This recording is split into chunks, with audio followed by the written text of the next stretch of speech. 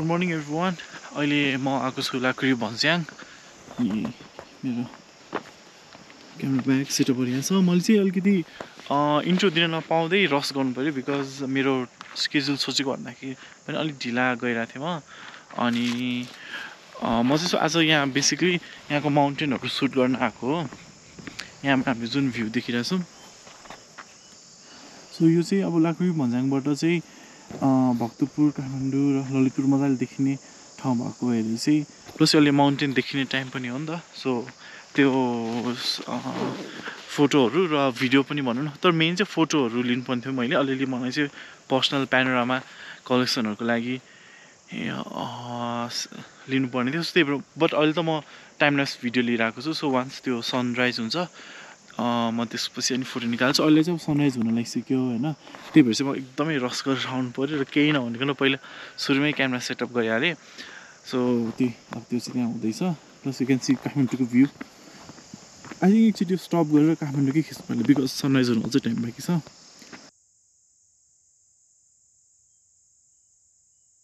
So मेरो घर चाहिँ लुबुमा हो, त्यही भएर पनि मलाई यो ठाउँ अलिक नजिक पर्ने भएको भएर यहाँ चुज गरेँ हो मैले। अनि बट एउटा सानो प्रब्लम चाहिँ यो स्पट पनि त्यस्तो बेस्ट स्पट चाहिँ होइन रहेछ बिकज अब यो लाङटाङभन्दा राइटपट्टिको चाहिँ सबै भ्यू नै छेकिरहेको छ। सो अब यहाँबाट चाहिँ हामीले लाङटाङ अनि यो गणेशको रेन्ज अनि त्योभन्दा उताको चाहिँ मनी स्योर छैन होइन के रहेछ, बट त्योभन्दा अझै लेफ्टपट्टि अर्को पनि रेन्ज देखिरहेको छ। आई थिङ्क त्यो चाहिँ सधैँ लेफ्टको चाहिँ फार लेफ्टको चाहिँ अन्नपूर्ण हो। अहिले म अब अर्को एउटा सेटअप गर्छु। सो यो चाहिँ हो मेरो कुकिङको सेटअप र आज हामी यहाँ आफ्नै ब्रेकफास्ट बनाउँदैछौँ है। सो फर्स्ट अफ अल यो चाहिँ यसमा दाउराहरू छ।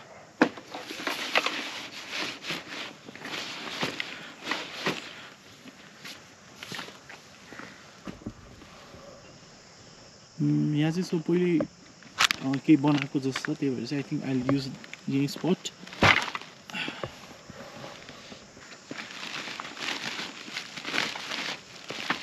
मसँग चाहिँ ब्याकअपको लागि मैले स्टोभ पनि लिएर आएको थिएँ, र त्यो बाहेक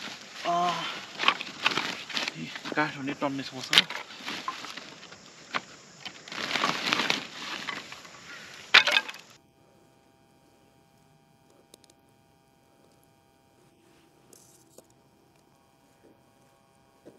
ओके, सो हल्का चेन्ज इन प्लान गर्नु पर्ला जस्तो होइन। अब यो आगो बाल्न चाहिँ म ट्राई नै गरिरहेको छु, तर साइड बाई साइड म एक्चुली अब स्टोभमा चाहिँ म पकाउन स्टार्ट गर्छु। एटलिस्ट कफी चाहिँ खाइराखौँ।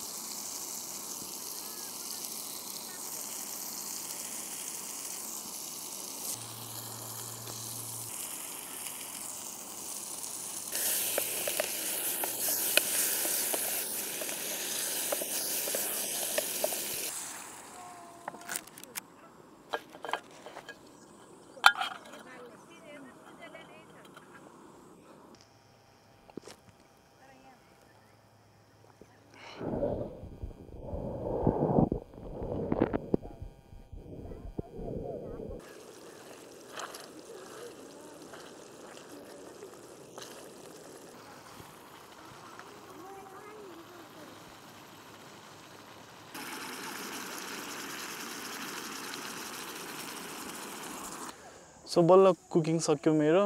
अनि सो मैले भनेको छैन मैले के पकाइरहेको छु भनेर सो मैले पकाइरहेको भनेको चाहिँ यो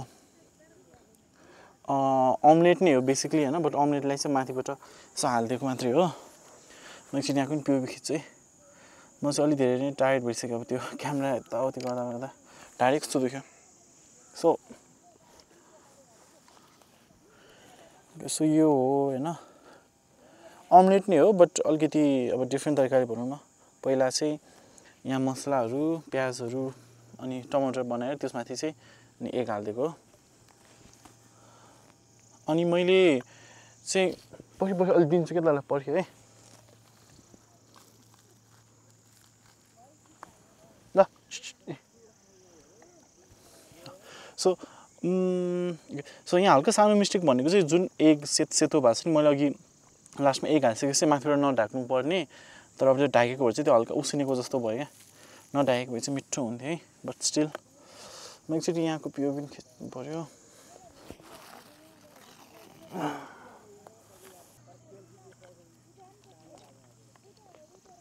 नखा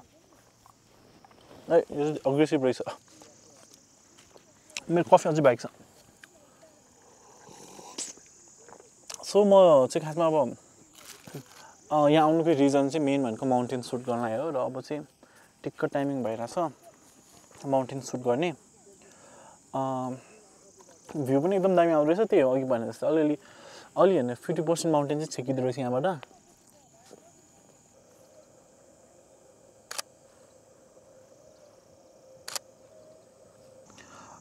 मैले गुगलमा पनि यसो हेर्न खोजेको थिएँ यो लाकुरी भन्ज्याङबाट देख्ने रेन्जहरू तर अब यहाँ नेट नै चलिरहेको छैन सो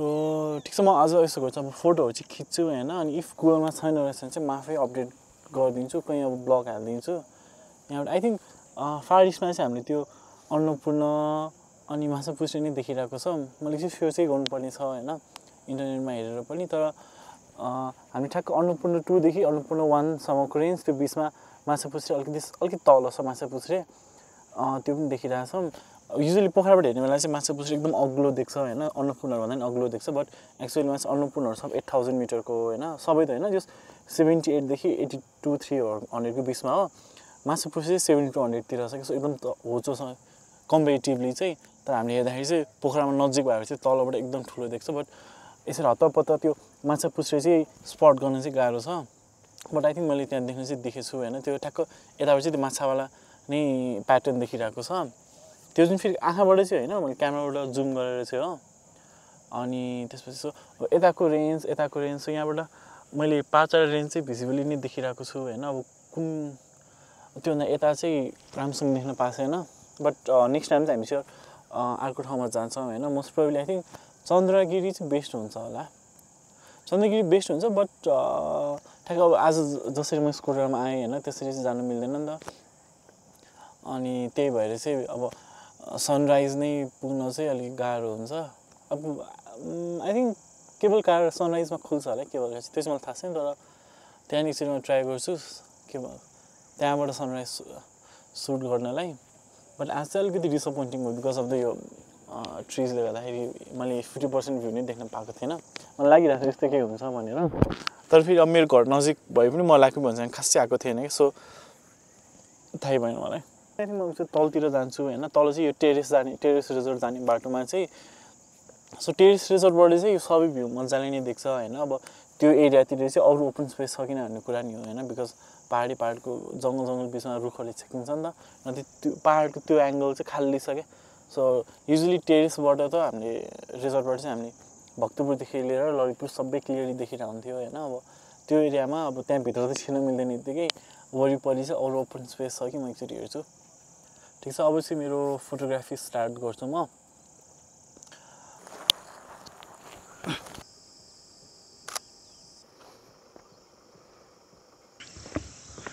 सो अब आजलाई चाहिँ लाकुरी भन्ज्याङमा चाहिँ हाम्रो काम सकियो मैले चाहिँ अब सक्छम यो ल्यान्डस्केपहरू माउन्टेनहरू चाहिँ सुट गरेर सकाइसकेँ अब अलिअलि स्पटिङहरू पनि गरेँ मैले आफ्नो घर चाहिँ स्पट गर्न खोजेको थिएँ भेट्टाएन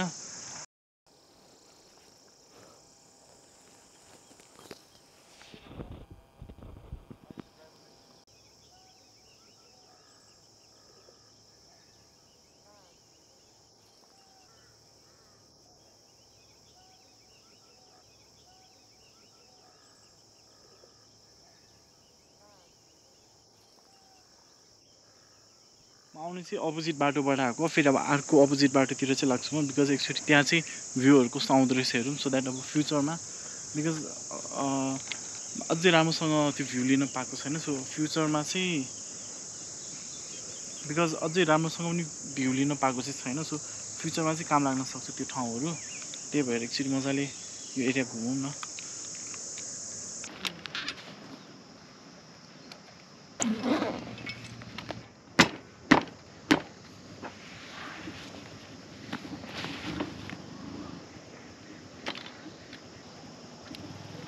मेरो काम पनि सकिने यहाँ भिड पनि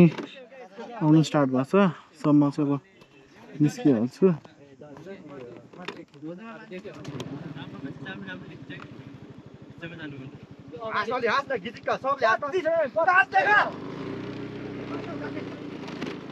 फोहोर चाहिँ एकदमै नै फोहोर बनाएको छ यो ठाउँलाई अब त्यो चाहिँ अब यहाँ आउने मान्छेहरूले यसो ध्यान दिनु पर्यो यस्तो ठाउँमा आएर चाहिँ फोहोर नहोरो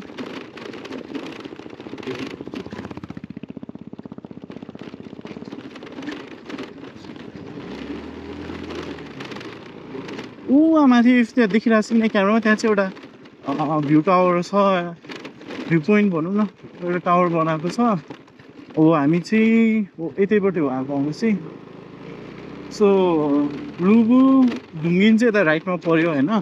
मेन सिटी जाने अब लेफ्टबाट पनि जाने चाहिँ मिल्छ एकदम घुमेर छ अब यो साइडबाट चाहिँ अझै राम्रो भ्यू देख्छ जस्तो लाग्यो मलाई फ्युचरको लागि सो यतातिर जाउँ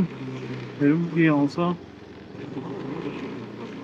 मेरो क्यामेरा चाहिँ प्लेसमेन्ट ठिक छ कि नै भन्ने भयो मलाई ठिकै छ निस्किनु मिल्छ अहिले अब त्यसमा झन् बाटो नै बिग्रिरहेको त सबै बाटो चलिराख्नु पर्दैन म चाहिँ अब अझ म नआएको भएर यसो हेरौँ भन्दै गएको तर त्यही अब नथिङ खाँदैछ सो अब यहाँबाट युटर्न हुन्छ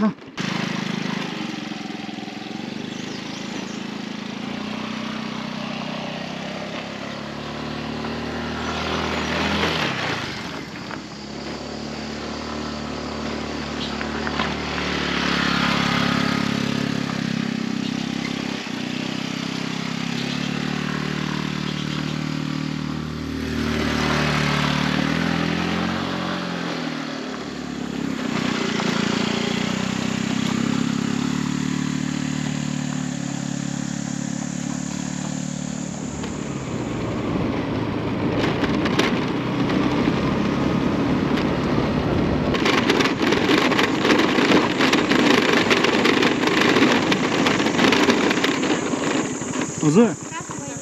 म लुबु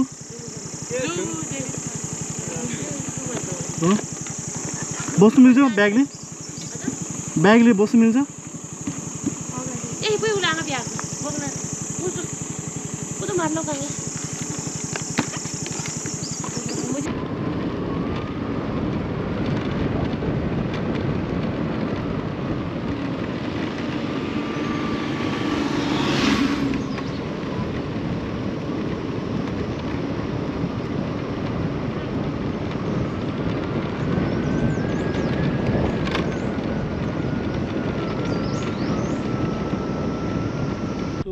भर्खर चाहिँ हल्का अक्वर्ड नै भयो इन्टरेक्सन